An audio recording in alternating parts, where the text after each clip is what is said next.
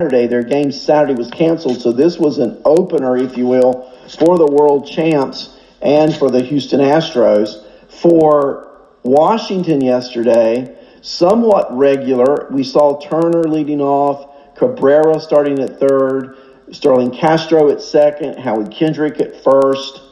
So you had some starters, no starters in the outfield. Voth started the game pitching, went 2 perfect innings, struck out 3 batters. Not sure what role he may play this year for Washington, either out of the bullpen or in the rotation.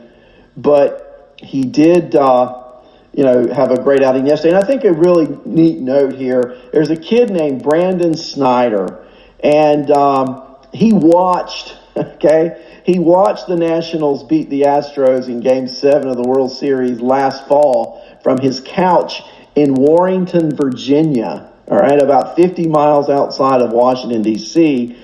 On yesterday, he watched his walk-off game-winning single win the game in spring training for the Nationals. So that's got to be an exciting moment for a 33-year-old. He's a historic minor league player, probably not much of a chance to make the roster in Washington. But yesterday, for a moment, he got to play hero in a spring training split squad game. So way to go this morning, Brandon Snyder. It had to be a happy moment, even though it is a spring training game. So I want to talk about the White Sox and the Reds. And I think it's interesting that the White Sox play the Reds yesterday. 2 teams I think are going to be playoff relevant in 2020. And starting yesterday for the White Sox is, rookie pitcher Dylan Cease. Well, how did he do? Again, 2 innings, 3 hits, no walks, 3 strikeouts, no runs. So a very successful first outing for Dylan Cease. Batting-wise, they started the White Sox, some of their regulars. Anderson led off, Moncada batted second, Abreu batted third, Mazzaro started in right field, Eloy started in left field, McCann was the catcher, Luis Robert was the center fielder. So it pretty much looked like a starting lineup for the White Sox yesterday.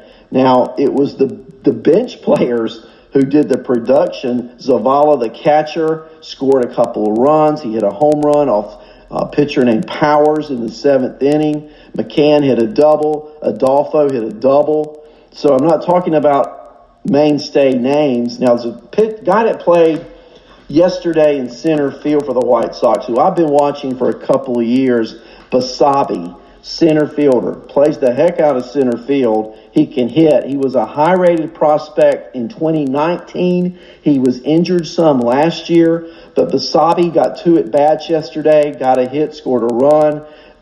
There's potential there for Basabe, maybe not at the opening of the season, but he's a guy I've got my eye on. I've got him in some fantasy dynasty leagues because I think he's got a great pedigree, and if he's available in dynasty leagues, he may be someone you want to take a look at and keep up track of this spring. Now, for the Reds yesterday, Akiyama, they signed him as a free agent out of Japan in the offseason. He led off for the Reds. He did get a hit.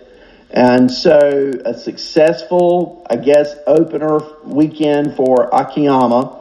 Aquino started, Winker started. So we saw some players who can be fantasy relevant for the Reds. Gutierrez was the starting pitcher. He went 2 innings, struck out 2, gave up no runs. Not a lot of exposure there for the regulars for the Reds yesterday. I'm really interested to watch that rotation as spring unfolds because I just think the Reds are going to be an exciting team to watch all year. Now, for the White Sox, starting pitcher Lucas Giolito, who's had some chest muscle issues, said after throwing on Saturday, threw a bullpen Saturday, that he felt 100%. He's recovering from that strained chest muscle. He's coming off, what was an incredible season in 2019, and this chest injury does not appear to be a debilitating injury. It's going to keep him down when the regular season starts. How many of you guys think Giolito is going to build on last year? How many of you think last year was a blip on the good screen? I personally think he's just going to get better. I think he's figured some things out. Also, he's at a pretty good pitcher's park. And then finally, that offense and defense behind him, it's a lot better. And that's why I think they are so relevant this year in reality and in fantasy.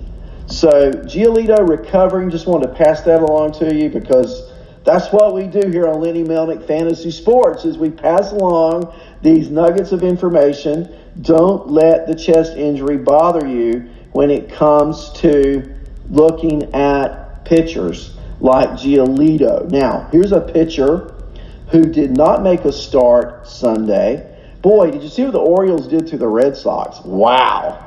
Okay, let me give you that score because obviously this is spring training. I mean, I guess it could happen in the regular season, right?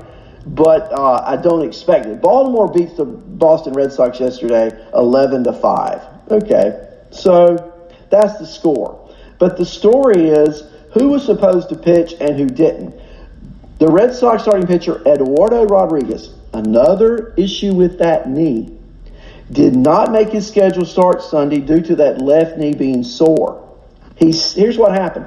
He slipped and he fell after his spikes got caught in the mound on Wednesday, causing this injury. Not expected to be serious, according to Red Sox manager Ron Renicky. And shout out this morning as I'm into this story about Eduardo Rodriguez. The Red Sox over the weekend named Jerry Narron as their bench coach. Jerry Narron is a good friend of mine.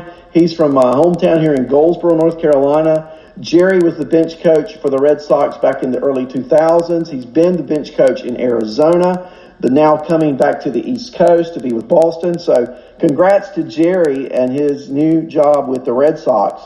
But getting back to the 26-year-old Eduardo Rodriguez, he had his start pushed back. So he will throw on a backfield today as a result of that start being pushed back. So he'll test that knee out. You know, last year, just like we just talked about Giolito, what a breakout year for Erod.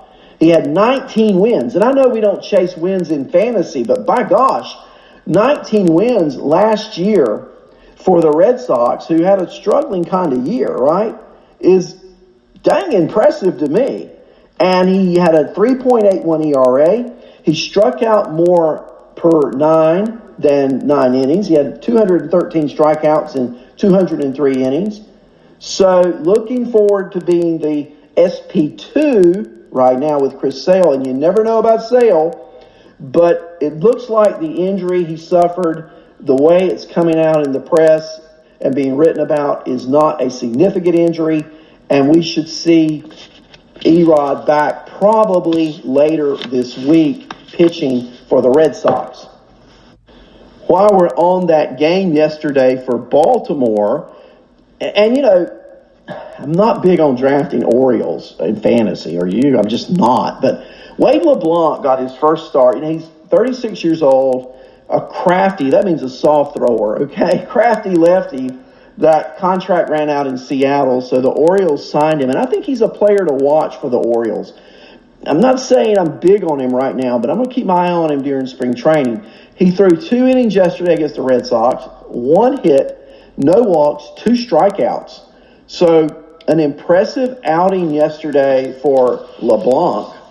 And I'm going to be interested to see how he continues to pitch as the spring goes forward. Now, Rushman, the number 1 draft pick, catcher in all of baseball in 2019, he played yesterday, went 0 for 2. And we're all watching Rushman to see how he performs. I'm sure he's owned in a lot of dynasty leagues already. If he's not, he's going to be, okay? Because the reports on Rushman is he's one of those generational kind of players. And so he did go 0 for 2 yesterday. For the Red Sox, outfield prospect Ron Duran went 2 for 3 yesterday. Speedy outfielder, one of their top outfield prospects, Jeter Downs started at shortstop, went 0 for 3, and really no other big names in the lineup for Boston yesterday. So just keep your eye on Jeter Downs. I think they're trying to give him a look, give him a taste. I don't think he's going to make the opening day team by any stretch because of being sent probably down to minor leagues. But he did start yesterday. He did go 0 for 3 in that start. The Angels played the Rockies yesterday, and the game, again, not as significant maybe as some news. Shohei Ohtani threw off a mound on Sunday and was just basically playing catch, quoting that from articles read this morning. You know, he's coming off of Tommy John surgery, and that was really his first real bullpen session. So he'll keep going at it. The projection is he will be the opening day DH, and they're looking for Ohtani to take the mound hopefully in May, barring no setback. Now, Joe Adele got his first hit of the spring yesterday, rookie. I like Joe Adele a lot. He went 2 for 3 yesterday for the Angels in that game against Colorado. And so that's a tidbit I take out away from that game. Nothing really significant otherwise, just that it'll be interesting to see how the Angels manage Adele. Will he start the year in Anaheim? I don't think so. I think at least they'll keep him down a few weeks if they're planning on him being the starter because of the same issue Chris Bryant went through. I'll call it ownership, team control over a player. If he stays around the minor leagues a few weeks after the start of the season, they'll retain yet another year of control over him. So I think Adele will start the year in AAA. But, hey, 2 for 3 yesterday. If he continues to hit, that's his best case. That's his best argument to be starting the year with the big club, right? We'll keep our eye on Joe Adele. I really like him. I think I may draft him and just hold on to him because I think he's going to get up to the major leagues a lot quicker than other players might. I think he's going to be up probably by the end of April. So that's just, all contingent on him having a good spring. The Dodgers played the Cubs yesterday. Word out of Los Angeles is that Julio Urias will begin the 2020 season as a member of the starting rotation. Now, no one doubts Urias' talent, right? I mean, he's a talented kid. The issue has been he's 23 years old, and he's been back and forth on that train between the bullpen and the rotation several times last year. Now, his numbers were really good. He had a 2.49 ERA. He had a 1.08 whip and 85 strikeouts in only 37 appearances. Now, the Dodgers, they have done this with a lot of pitchers, and we're going to talk about May in just a moment. But they have limited Urias' workload in the past. He has some injury history, so there's a little bit of risk, guys, drafting Urias and banking on him being in your fantasy rotation.